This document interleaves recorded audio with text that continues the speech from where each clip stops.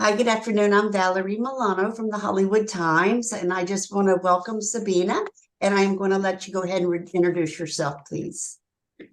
Yes, thank you. Thank you for having me. My name is Sabina Vajraca, and I'm a director, writer, and producer of SEVAP MITZVAH. Beautiful film, beautiful film. So you're here in Los Angeles right now. I am, yes, at the HollyShorts, which has been a whirlwind in all the best ways. Yes. Yeah. Yes, and you came in from where? No, actually, I live here. Oh, I've you been I'm do. based. Yes. I'm based. I've been based here. I don't know. I go in and out many times. So people who my friends here are like, "Are you really in LA?" But I am technically. All my furniture and my plants are in LA, so I guess that's where I live. That's a good one. I like that. Very cute. Cool. All right. Well, your film played yesterday, right? Monday night. Monday. What Mhm. is today? Oh, it's Wednesday.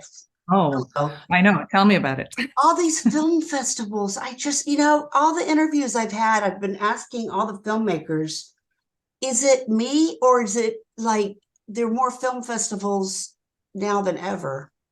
Have you I think noticed? yes, I've noticed, but I think we're all just so hungry for them coming out of the pandemic and actually being in person that it's not that they've always been there, but we're just descending upon them. And there's more, I think there's more activity. And so we're processing as more festivals, but it's really just that we're just hungry. We're stuffing ourselves with abundance of networking and films and all that.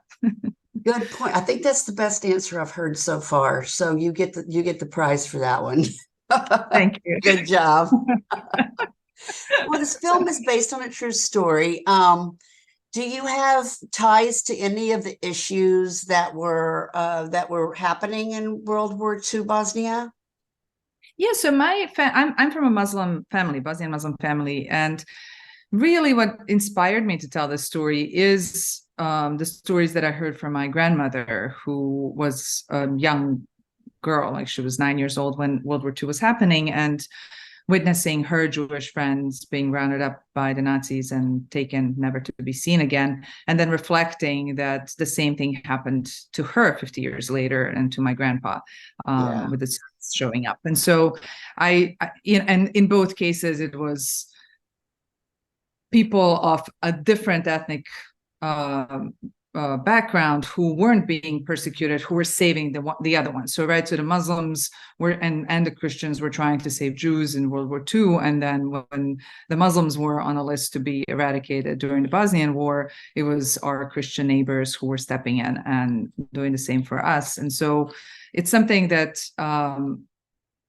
I really wanted to put out in the world. The world that we live in doesn't really propagate narratives in which one group helps another, right? It's like it's very much about us versus them. And so it was important to me to talk about something that I intimately understand and believe in. So that's what motivated the film. Yeah. What do you think that the lessons can viewers learn from the film?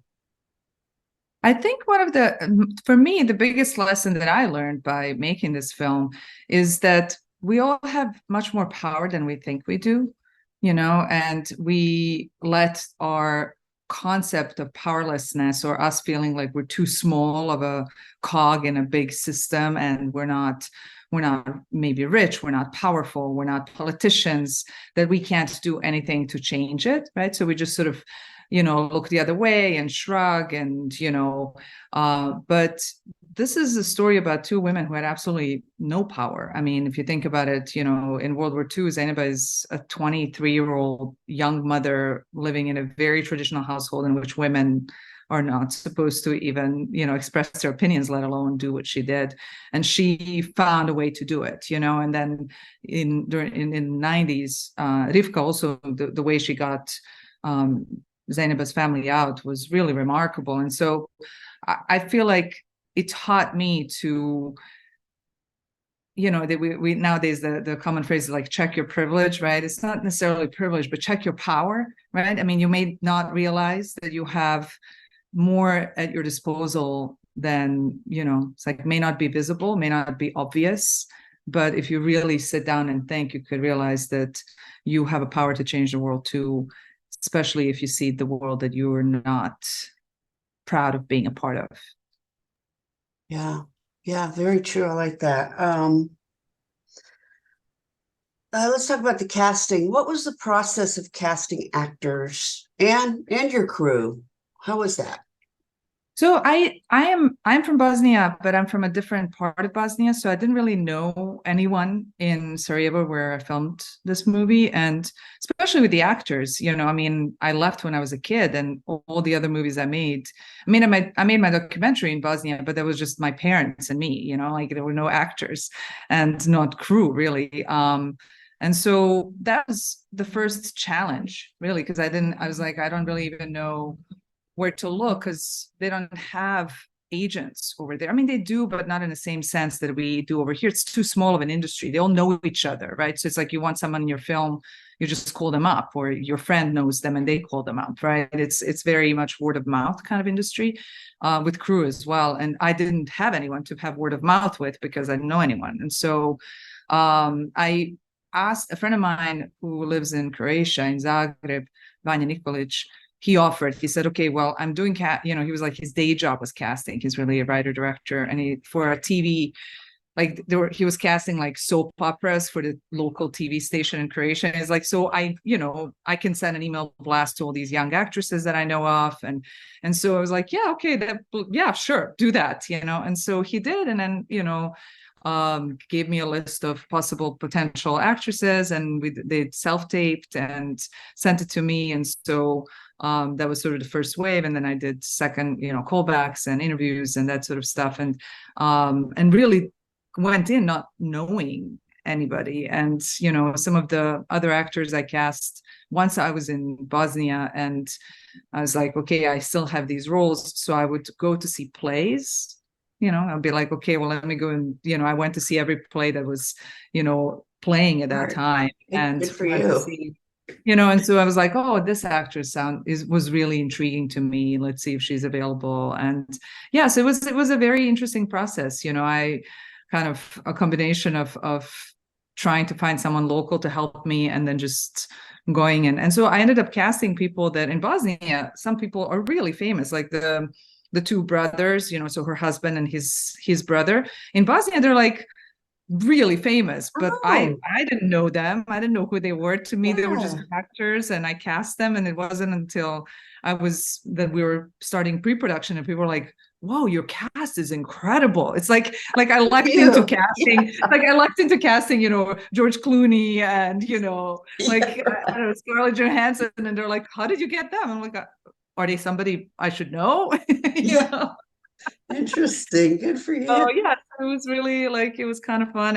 And the same with crew. Like I was introduced, I really hired my producer first, I mean, I decided to work with him, and then he brought people to the table. He was like, we really worked very hard, especially with the crew, to try and give opportunities to people who don't usually get a lot of opportunities, because it's such a small industry there. Yeah. And so people work with their friends, right? And so it's the same people, you're working with the same people. So if you're trying to break into it, you never get an opportunity to actually do the job that you want to do, like to actually be a production designer, to actually be a DOP, to that, and so I really was like, okay, who are the people who are very talented and have been waiting, on the sidelines, sitting on a bench, hoping to go and bat in next game, but nobody's giving them a chance. I was like, I'm going to give them a chance. And, and it was, yeah, it was really important to me. And I think I lucked out. I ended up with a beautiful film from very, very talented group of people. And hopefully they can now get more work out of it, because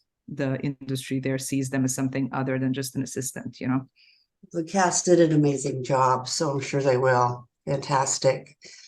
And I see some awards behind you. So obviously you've been busy. Yes, yeah. About that? Yeah, I mean, so this film just won the Humanitas Prize yesterday, which was really, it's one of those prizes that I wanted to win ever since I found out about it, because it's for scripts about humanity and human condition, and it's something that I really passionately believe that films ought to be doing. I think that we hold power in our hands to change the world through minds of the audience that is watching our product that we're putting out in the world, whether it's film or television. And so an organization that is recognizing that and that is giving awards for scripts that are, I guess, bettering the world or asking us to think in a more human term, then I don't know, it feels like a blessing to get that at this point in my career. It's just like, okay, here we go. And I'd won a couple of other things. Also, it won a claims conference grant, which is really how we funded it. It's a nonprofit organization out of New York that gives grants to films about the Holocaust, or not necessarily, Jewish experience, whether it's a Holocaust or the aftermath of it. And I was really excited to be supported by them. They've been a wonderful partner in this entire process. So it's kind of like, I don't want to jinx it, but let's keep them coming. Let's keep them coming. Absolutely. Well, we have an award show for HollyFest coming up real soon, and so I'll be there. So hopefully we can meet in person. Yes, that would be great. Yeah. So are you thinking about anything in the future, your next project, or?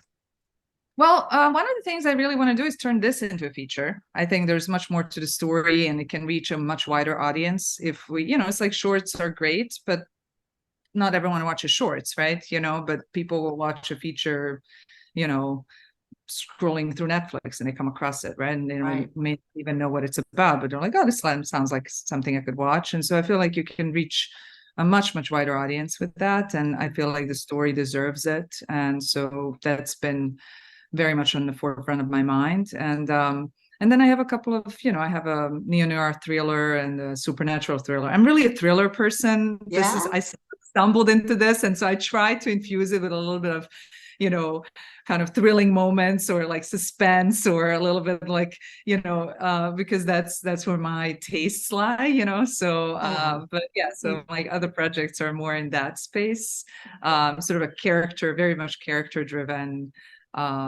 thrillers and, sort of sci-fi and that stuff. So we'll see, but hopefully this turns into a feature so we can talk about it then too. Yeah, for sure. And how can we find the film? Can you tell our audience and our viewers where we can find you and your film? Sure. So the film is on Instagram and on Facebook, and that's probably the best way. I mean, there's a website that's just through my website, but those are things that people answer, like whether it's me or people who help me run the social media stuff. So it's at sevap.mitzvah.film. And you can find me. I love trees, so my handle is at Sabina Loves Trees. Cool. so you can trees, all the plants around me. I'm my apartment is like my plants live here, and I'm just visiting. That's perfect. I love it. We need our green. Sure. So I would love for your viewers to follow it and to follow our adventure. I mean, we're really just early in our film festival journey and in the entire journey of the film. So I would love for them to follow and see where it goes from here. Love it. Well, we're the HollywoodTimes.today, and our YouTube channel is the Hollywood Times Official, and hopefully we will meet over there at Hollywood and Highland. And again, thank you for your time. I know it was not easy to get our schedules together, but it worked. So it always does, right? Again, your film is amazing. That friendship, it brings a tear to my eye. It really does. It's a great film. Appreciate you so much. Thank you. Thank you very, very much. Thank you for taking time to watch it and tell your viewers about it. So I appreciate it. Absolutely. And I appreciate your time and keep up the great work. Yeah, of course. Okay. All right. Nothing else but up, right? I love it. Thank you. Have a good rest of your day. Thanks, you too. Bye. All right. Bye-bye.